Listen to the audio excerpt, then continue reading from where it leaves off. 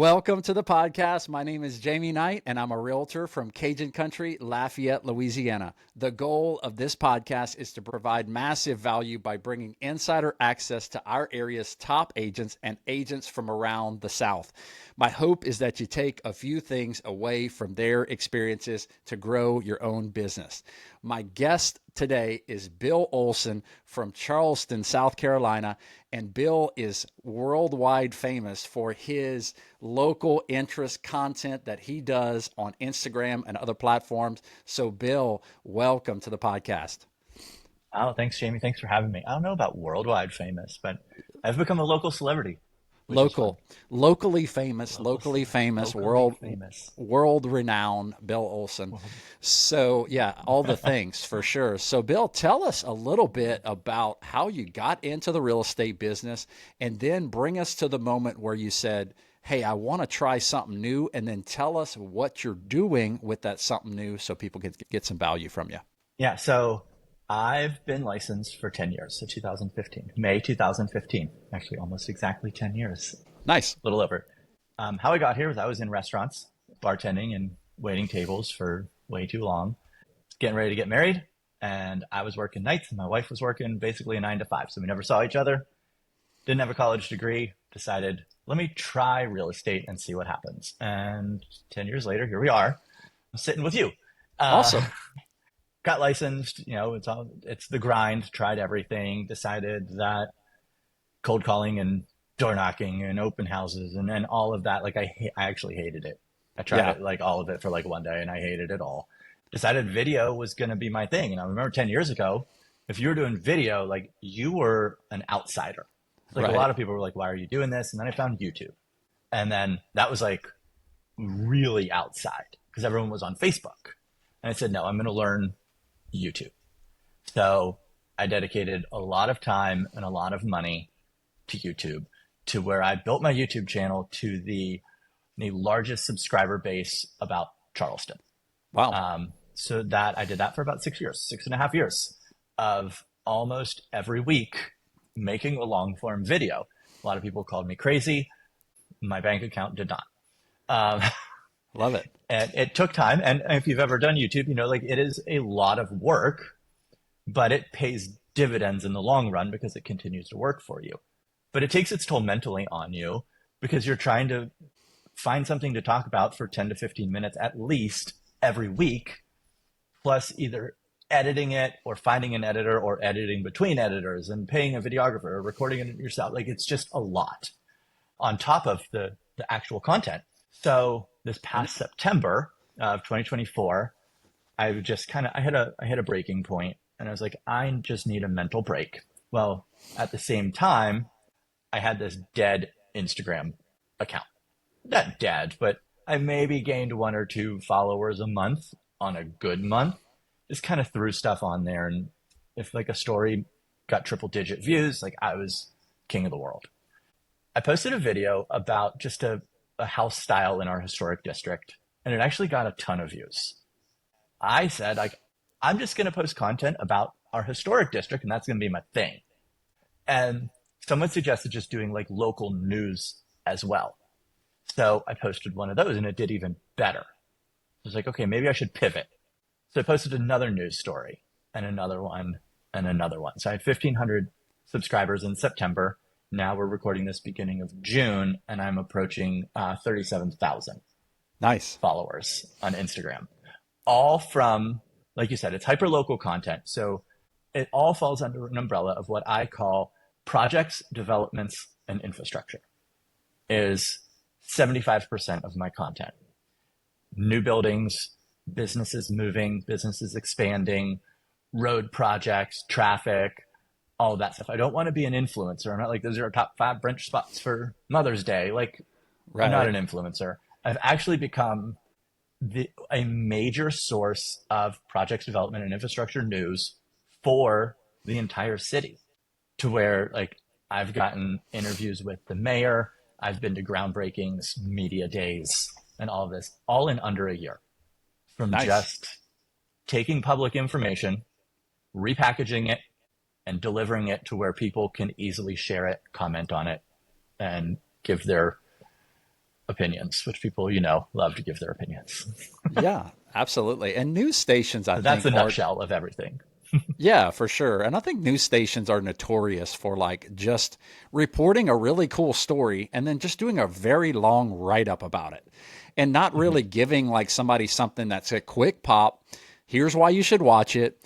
Here's what's going on. 30 seconds. Let me share it with a friend. And then now Mhm. all of a sudden people are sharing it. It could be the same exact story that came out on the news station and they did a super long write up about it. And then Bill makes a video about it. And then it could even be a month or two later, and then it's like it crushes Mhm. because you're giving the people the content that they want in a pill form that they want to consume, and Exactly. it's just different. It So the is. way you're And packaging it is awesome. yeah, and an approach I've taken since day one. It's something that I tell myself every single time is stay in the middle lane. And I never give an opinion on a story because I don't want the audience arguing with me. I want them arguing with each other Yeah, in the comments. So I'm never going to go in and be like, this new hotel is coming and I think it's a great addition for Charleston. Because now people are going to be like, you're pro development. We hate you. yeah, I'm not going to say, I hate this because then people are going to on the other side. So I'm going to go in and be like, a new hotel is coming to downtown Charleston. Here's what you need to know. My whole script, 90 seconds or less. Here's the facts. Comment your thoughts below.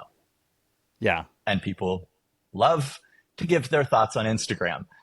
And that is just kind of one thing that I keep telling myself every single time. Like, it's just, you are facts only.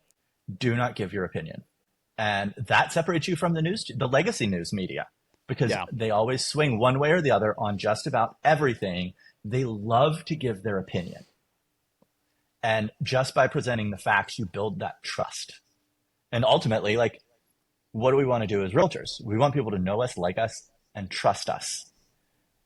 The amount of trust you can build doing this is absolutely insane. yeah, dude, absolutely, man. And I've been trying a couple little things recently, the 3 photos, and then coming up with a unique news story. I did one right after REVB. It was my first one I tried after the video conference. And I just found an old news story. It was from a couple of months before, which was crazy. Like, but in our area in Louisiana, nobody's doing anything like what you're doing. So I just did It's new to basically, somebody. yeah, it's crazy. So like what I did was it was about a Trader Joe's coming to our community. Oh And I yeah, just, Trader and I Joe's just, content yeah, kills and it. I just did a quick little green screen. I just said, "Hey, Trader Joe's is coming to Lafayette," and then I just a couple little bullet points on where it was coming, and I said, "Hey, comment what you'd buy if Trader Joe's came to Lafayette," and it was like it absolutely exploded. I think I was like at it. It kind of got scary. It was like 300,000 views locally, like local people. So it was like Hmm. crazy, but that stuff works. Like you said, giving somebody something on Instagram that they can quickly consume. It's great content. It's not biased, left or right, where you can show your stance on the topic, but it's just man, it's something you want to share with your friends. So let me ask you Yeah. this: like, what's more important? Is the comments? Or is that more important, or is it the shareability of it, or is it kind of a combination of both? So Adam Mazzari from Instagram, like if you follow him, like he's always giving like great inside tips and like what the algorithm wants. And recently they've been saying that shares are the number one most important analytic to watch. Comments are great. Comments can kind of help it get out there and boost that engagement. But if no one's sharing it, Yeah, is it really that good? So I get noticed like around town, which is crazy, and even out of town. I'll tell that later. I was walking out of the grocery store and this kid stops me. He's probably between like 19 and 23, younger kid. He's like, "Hey, you're Bill Olson, right?" I was like, "Yeah." He's like, "My friend's group chat, someone shares your video every morning." that's And awesome. it was, right? So it's not just sharing it on Instagram, it's sharing it off of With the your friends, yeah. platform. I had someone comment or DM me that said, "Hey, I'm new to the area, just started a new job. your videos give me something to talk about with my coworkers every day. And it's like all of this, like the sharing and the information just kind of all works together. But if you can get those shares, and that's why that local information is so great, because people want to be the first ones to share it with their friend. Yeah. So it's almost like they're racing to be like, oh my God, did you hear what Bill said today? Did you see that this is happening? This is going on over here. Oh my God. And then they want to like, then they give their input with their friends and what they think. And then they like bitch about it or whatever. Excuse my language. But Yeah, no, it's all good. so if you can get that information that they want to share, this is all stuff that it's public information, but they just don't know or don't have the time to get it. You're just presenting it to them easy to where they don't have to read anything. 90 seconds or less. Done. Yeah. Let's talk about actually getting them off the platform and how these people are reaching out to you and how it's generating you business, because I've seen what you're doing and you're getting all these shares and these comments and these likes and all of these things, and your profile is growing like crazy. But let's talk about what's the best ways that you're getting them off of platforms so that you can turn them into an actual client, and then also speak to email list or whatever you're doing. It all kind of does start within Instagram. The goal, as like Sharon always says, like all conversion happens in conversation. The ultimate goal is to get them into a DM, get them into a conversation and a direct message, and then pull them out of the direct message and move them to an email, text, or phone call. But like I said earlier, like this builds trust. People trust you when you're giving them all these facts. And when this was growing, I didn't know how I was going to lead gen with it. It was going to the moon, and I'm like, just grow, grow, grow. I'll figure it out. Yeah. And it was maybe November, December-ish, so a few months in. And I hate to give Bob Thompson credit, but he told me to look at actually an agent. I think he's down in Louisiana, Sean G. And occasionally in his videos, he would say something, and I reached out to him. I was like, "Can I steal this?" He's like, "Of course you can." So I kind of modified something that he says, and I end every video. I'd say 99% of my videos end with this. And don't forget to follow me. My name is Bill Olson. I am your favorite local realtor, and I keep up with what's going on around the greater Charleston area, so you don't have to. That's my way of reminding everyone with this fun little tagline that I'm a realtor, and I'm keeping up with everything, and I'm saving them time. Yeah. Who I am, what I'm doing, why I'm doing it. It's pretty much a non-negotiable for my videos. That I will cut information out to be able to fit that in the end. Yeah. To the point where now when people, like I was at the park with my daughter, another dad came up to me, recognized me, and then he introduced me to his wife and said, "Honey, this is that realtor whose videos I share with you." Yeah, there you go. I had a former congressman want to come up and meet me at this awards banquet we were at, and he asked how it helped my real estate business. So like people are recognizing me as a realtor who's doing this. Yeah. So that's the first step.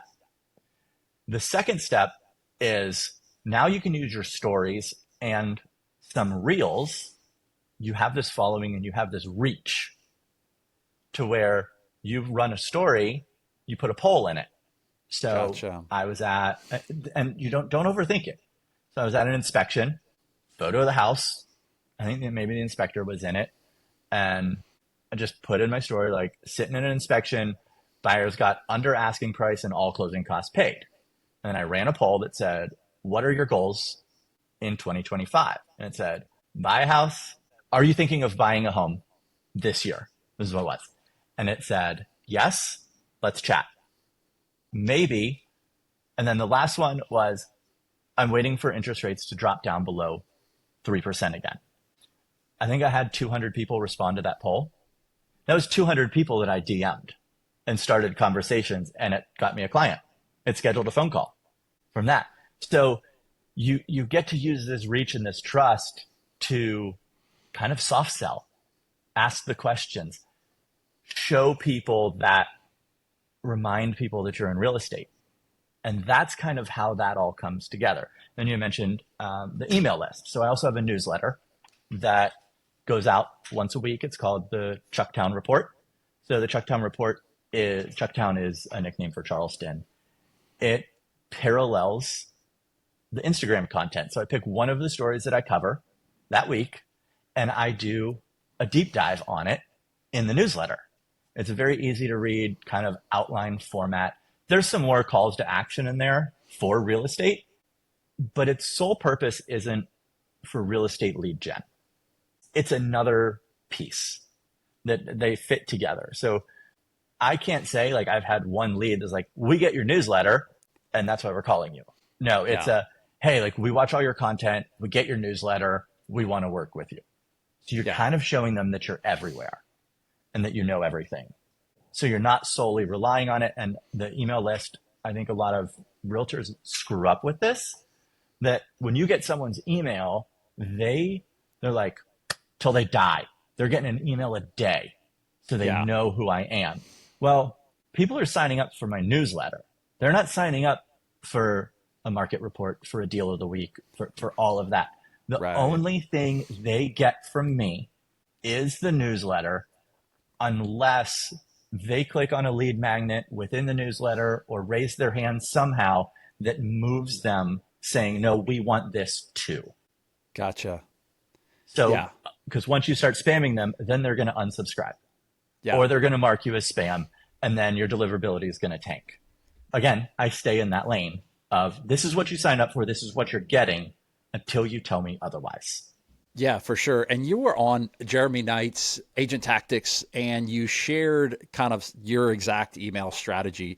So talk to us a little bit about the open rates that you're getting, because that was the thing that I was shocked. Like I thought I was getting good open rates, and I was like, oh, here comes Bill. He's going to tell us his open rates, and you're getting a great open rate. And tell us your open rates and why you think you're getting high open rates.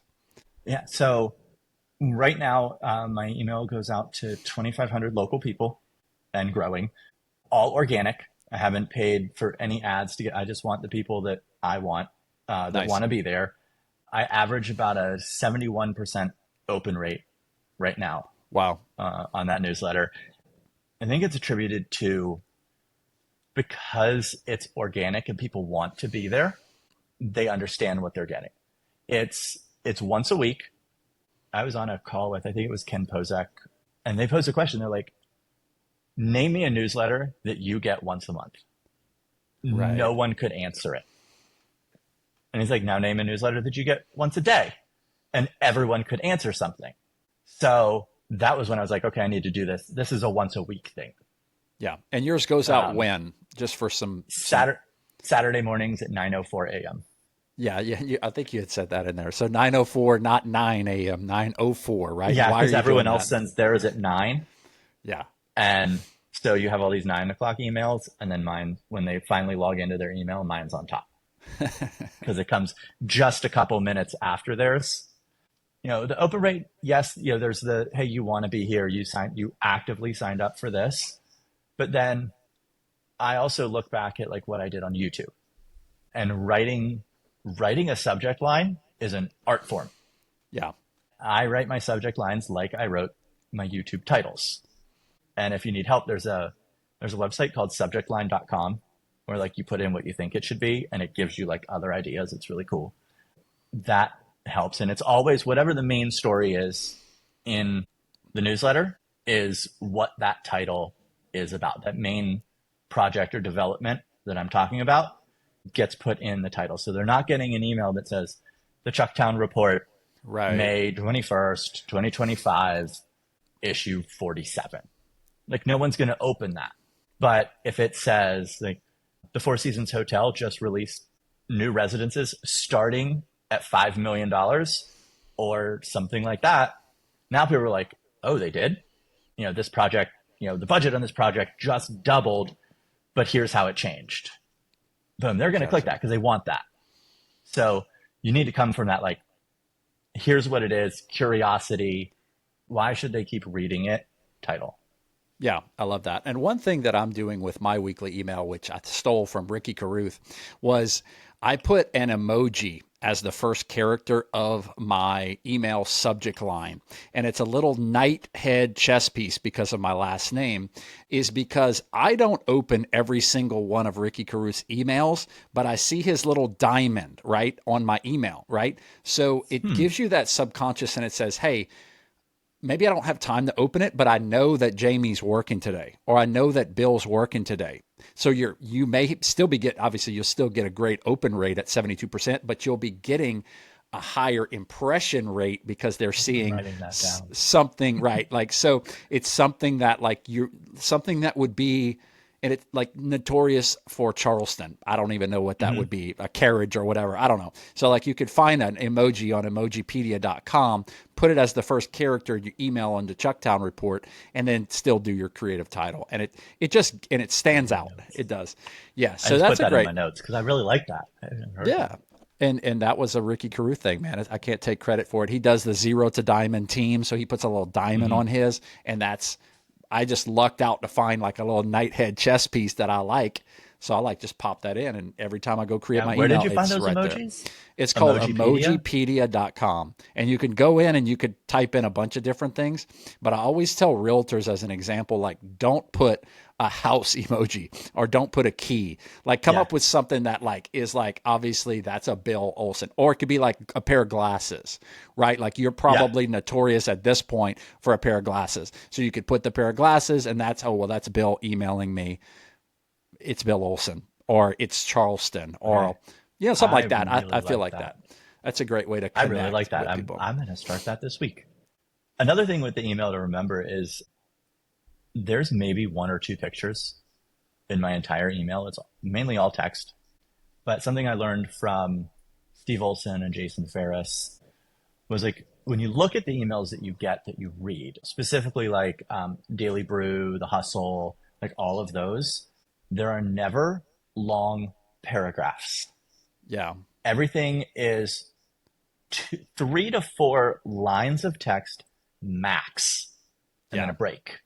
And a lot of it's in outline format. So I write my newsletter that way. I want people to be able to open it, thumb through, skim it, get the information. If they want to stick around, check everything out, they can. But I want to make it as easy as possible for them to consume it. If they open it and the first thing they see is a long paragraph about the market, what's happening, Yeah. they're out. They're done. They're not going to read any of it. And then they'll probably just stop opening it all together. So I start with the info, and instead of having like my thoughts at the beginning, I actually put them at the end as like Yeah. a thank you for reading. If you make it all the way to the bottom, and that's actually the longest paragraph usually in my newsletter is what I write. I'm like, if you made it to the bottom, here's what you're getting. Yeah, It's you actually get the my hardest part thoughts. of my newsletter to write because I Yeah. never know what to write in there. Everything else writes itself. Yeah, for sure. Do you outsource any of this stuff, or like, I mean, I'm still writing mine. I do see some value in ChatGPT and how it's all put together. Are you writing these all yourself, or you're creating them and then adding your thoughts at the bottom? What's the thought on outsourcing or just writing it all yourself? So my chat GPT is my VA or Notebook LM because I'm taking these articles and these, let's say the project was discussed in a public meeting, public committee meeting, city council. Then I just put that city council meeting into AI and I'm like, and I have my like prompt that I use, like outline format, but it's a blog for a newsletter. Here's how I need it written. And it spits it out for me. And then I can just go in and edit it at that point to kind of make it sound better. I've gotten to the point where I usually procrastinate and write my newsletter on Friday nights. Yeah. Pour a little bourbon, write my newsletter. It takes me about 45 minutes to an hour max to actually get the whole thing together because I'm actually not writing anything. So I have like a section in there. It's called Around Charleston. I write like 2 lines and then I link to the article where I found it. Yeah. Whether it's a newspaper, the TV station, the business journal, wherever. I'm like, hey, this happened. Here's a couple lines. You can click here and go check out the whole story if you want. I didn't write it. Yeah. So I've I've made it as easy as possible for myself, just like with Instagram videos. How there are the 3 panels behind me. I'm down in the corner. I can pretty much, if I needed to edit something like with my eyes closed, I probably could, because they all look exactly the same. And that is purposeful for 2 reasons. It recognizability from my audience, but also speed to post. Yeah. So if you get a breaking news story, you don't have to worry about editing and like, what are my flashy stuff? Like, I write a script. I use a teleprompter app on my phone. I can just write it, read it, grab some pictures, put them in Canva, put it all together in CapCut, 20 to 25 minutes. If I buckle down, 20 to 25 minutes, and I can have it posted. Usually that first person that posts the story is the one that gets all the crazy engagement on the story too. So like that's the person, like you said, because there could be somebody else that beats you to it by 5 minutes, and then they're the ones that gets the thousands or hundreds of thousands of views. So something hot that changed that you just came across your desk, you got to be like, man, I got to be able to put this thing out ASAP. Yeah, we had that happen February. I got an email. Sign up for all the press releases from all the cities and towns around you. Just email them and email their communications. And be like, can you put me on the press list? And they'll send it to you. I got one that condo building was deemed unsafe and they were being evacuated. And I read the email and I like read it to my wife. I'm like, oh God, they're evacuating us. And I'm like, put this on my list to make a video tomorrow. She goes, you go in the office right now. Go make it now. And you film this. And I did. And the video ended up getting like 350,000 views. Let's go. Because I was one of the first ones to put out a piece of content about it that like had some substance to it.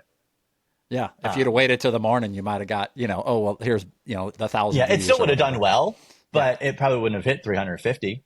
Maybe it would hit 150, which is still really good. Don't get me wrong. Yeah. But it was very and this was at like 8:30 at night, and it rolled all night. Like I woke up and I'm like, wow. Like usually things stall at night. Like it just kept going. Yeah. I think it ended up having like 15,000 shares or something ridiculous. Yeah. Hundreds, thousands of comments. Like it was wild. But if you can get a system to where you can just do it. Yeah. And it's kind of automated. You don't have to worry about sending it to an editor and all of that. Yeah. Like, that's how I've created this, is to just be fast. Yeah. Yeah. I love that. So you can pull it out real quick and get it done. That's the plan, man. Get it to market ASAP, baby. And I think that's it doesn't have to be perfect. Yeah, and it's not overly produced, but it's something that an agent can do like right now with their phone, and it's working right now. I can tell you, I've been trying it just to try it, and it's been working, and a lot of realtors have been trying it after they've seen your success at some of these video conferences and stuff like that. But we are getting a little bit tight on time, and I want to be respectful for your time, and I know a lot of people want it. So I always ask kind of the same thing on the podcast. I always give our guests when we close is I always give them a chance to speak to a realtor who may be struggling right now. And maybe they have heard what you're, kind of putting out and what you're doing, and they're looking at Bill's chapter 9 or 10. But talk to an agent right now who's had a little bit of a tough 2024. Maybe they're off to kind of a slow first half of the year, and then we'll close it out after that. Find your thing. There's 1.5 million ways to do this business. Yeah. There's 3 million to do it illegally and 1.5 million to do it legally. Find the way that you enjoy, not the way people tell you you have to do it. Mine was the video. I poured everything I had into it to figure it out. And that was my thing. Like, I know people that love cold calling. I can't stand it. But guess what? Like, that's their thing. If that's what you enjoy, that's what you're going to be successful at. And also remember that everything people tell you is wrong when it comes to training and how to get clients. And I say that this way. Give people the information they want, not the information you think they need. And a lot of agents are taught, you're going to do video? You got to do market reports. Do a market report every week and you will get clients. Guess what? Nobody cares about a market report. Everybody cares about what's being built down the street from them. That's the information they want. not the information I think they need. I'll get them that market report when they raise their hand. And a lot of agents are taught the wrong way of the information to give the public. Yeah. And so if you just change your mindset a little bit on that, that will greatly increase your business. Yeah, absolutely. Totally agree with you. Give them what they want. You got to give the people what they want. Give them what they want. It's not figure out who you're talking to, figure out your audience. What does your audience want? And give it to them for free. Yeah. Don't gatekeep. Yeah, give it away, baby. Exactly. And that's what we're doing with the podcast. You know, we're trying to give it away, man. We're bringing massive value like Bill Olson on the podcast, sharing what he's doing and what's working for him on Instagram with a weekly email on YouTube, all the platforms. He's just crushing it. So I would say this, guys, if you are digging what Bill putting down, go take a look at his Instagram, check out what he's doing, man. Send him a message, comment on his video, share it with a friend, and reach out, man. Bill and I are both at Real Broker, and we'd love to absolutely help you guys in any way that we can. If you're at all in the Charleston area and you're interested in what Bill's doing and what he's putting down, I'm sure he'd love to share a little bit about what he's doing with the company, with Instagram, with the email. And if we can help you guys in any way, I know both of us would be glad to help, because we are coming from a servant's heart, and we're coming from just the place of being able to help agents is our goal. So we absolutely appreciate you being on the podcast, Bill. Thank you so much for being on it. Hey, thanks for having me. It's been fun. Yeah, for sure. So guys, please do us a favor, share this podcast with a friend. We launch a brand new episode Monday mornings at 5 a.m. on all of your favorite podcasting platforms. So guys, if we can ever do anything for you, please let us know. And I hope that you guys have an amazing day.